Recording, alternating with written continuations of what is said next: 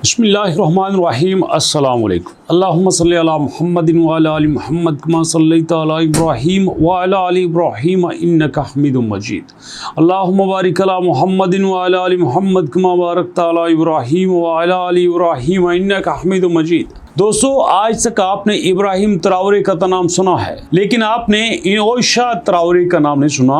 इनोशा Traore Ibrahim Traore का भाई है, जो कि उसका मशीर खास भी है, जो उसका एडवाइजर भी है। और ख़ास तौर पर इब्राहिम ट्राओरे को वॉर के बारे में सबसे ज़्यादा डिक्टेशन इनोशा ट्राओरे से मिलती है। न्यूज़ ये आई है कि इब्राहिम ट्राओरे ने अपने ऑफिस में एक वॉर रूम भी बनाया हुआ है। उस वॉर रूम का मतलब ये है कि जितनी भी वॉर के बारे में स्ट्रेटेजी है, जितनी भी यहाँ पे दहशतगर्दों से निपटने की स्ट्रेटेजी है, वो सारी की सारी वॉर रूम में बनाई जाती है। अब सवाल ये पैदा होता है कि इसकी जरूरत क्यों पेश आई। आपको अच्छे से पता है कि जब इब्राहिम ट्राओरे ने 2022 में सारा कंट्रोल अपने हाथों में लिया, तो पूरी दुनिया ने देखा कि यार अब बर्किना फासो में चेंज आने वाला है। अब बर्किना फासो की अपनी हिस्ट्री कोई इतनी तो है नहीं, और बर्किना फासो कोई ऐसा मुल्क भी नहीं है कि जो समुद्र के पास हो, जो बड़ा बेनिफिट दे सके। ये बिल्कुल टोटल खुश्की का मुल्क है। लेकिन ये पूरी दुनिया जानती है कि जितना सोना, जितने हीरे जवाहरात, जितना कोबाल्ट और जितना प्लाटिनियम बर्किना फासो के पास है, शायद ही अफ्रीका के किसी और मुल्क के पास हो। और इस तरह से हर मुल्क ये चाहता है कि हम बर्किना फासो के पास रहें, उससे एग्रीमेंट्स करें और उसके साथ मिलकर काम करें, और उसको कहें कि भैया आपके पास जो भी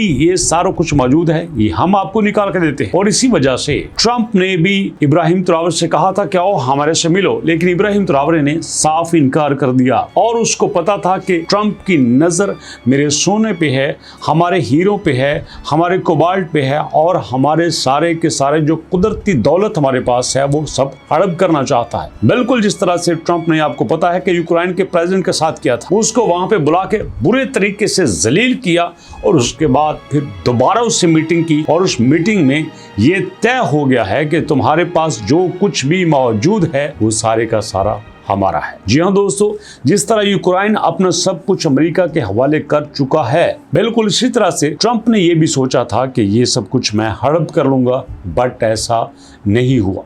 क्योंकि इब्राहिम ट्राओरे एक लीडर है, बहादुर लीडर है, और उसके बाद उसके ऊपर कई बार कातलाना हमले भी हुए थे। जी हाँ, रिपोर्ट्स के मुताबिक तकरीबन 20 के करीब कातलाना हमले उसके ऊपर हो चुके हैं, जिसमें उसके ज़ाती मुहाफिज भी मुलव्वस हैं और टेररिस्ट अटैक भी उसके ऊपर हो रहे हैं। तो सारी चीज़ों को सामने रखते हुए इब्राहिम ट्राओरे ने वॉर रूम बनाया था, और इसमें अब बड़ी इन्वॉल्वमेंट जो है वो रशियन इंटेलिजेंस की देखी जा रही है। जैसा कि आपको पता है कि पिछले दिनों इब्राहिम ट्राओरे रशिया गए थे, जहाँ पे व्लादिमीर पुतिन ने पूरा प्रोटोकॉल उनको दिया था, और जो फिर मीटिंग्स हुई वो पूरी दुनिया ने देखी। और उसके बाद सर्जिकल सपोर्ट रूस की तरफ से बर्किना फासो को मिल रही है। और अब सुनने में ये आ रहा है कि मुकम्मल तौर पर वहाँ से फ्रांस के फौजी निकल चुके हैं, और सारे का सारा कंट्रोल तुर्की के पास आ रहा है, रशिया के पास आ रहा है।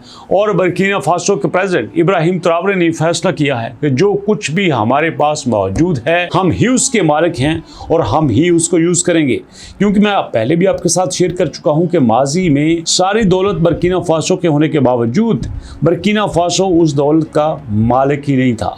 ना तो वो अपना एजुकेशन बजट बना सकते थे, ना अपना एग्रीकल्चर बजट बना सकते थे, ना डेवलपमेंट बजट बना सकते थे, ना इंफ्रास्ट्रक्चर का कोई बजट बना सकते थे। उस वक्त तक कोई डेवलपमेंट नहीं हो सकती थी जब तक वो फ्रांस से मंजूरी नहीं लेते थे। लेकिन इब्राहिम ट्राओरे ने आके उनके रास्ते में रुकावटें खड़ी की, जिसके बाद उसके ऊपर अटैक्स होना शुरू हो गए। और अब ये जो वार रूम बनाया गया है, यहाँ पे बैठ के एक कंप्लीट प्लानिंग होती है कि दहशतगर्दों से कैसे निपटा जाए। और दोस्तों, यहाँ पे इंटरेस्टिंग फैक्ट आपको ये बताता हूँ कि फ्रांस जो कि यहाँ पे टेररिस्ट को ख़त्म करने आया था, वही यहाँ पे टेररिस्ट को सपोर्ट किया करता था। क्योंकि उनको पता था अगर यहाँ पे टेररिज्म मुकम्मल तौर पे ख़त्म हो गई तो फिर हमारा तो यहाँ पे रहने का जवाब ही नहीं बनता, कोई तुक ही नहीं है हमारा इधर होने का।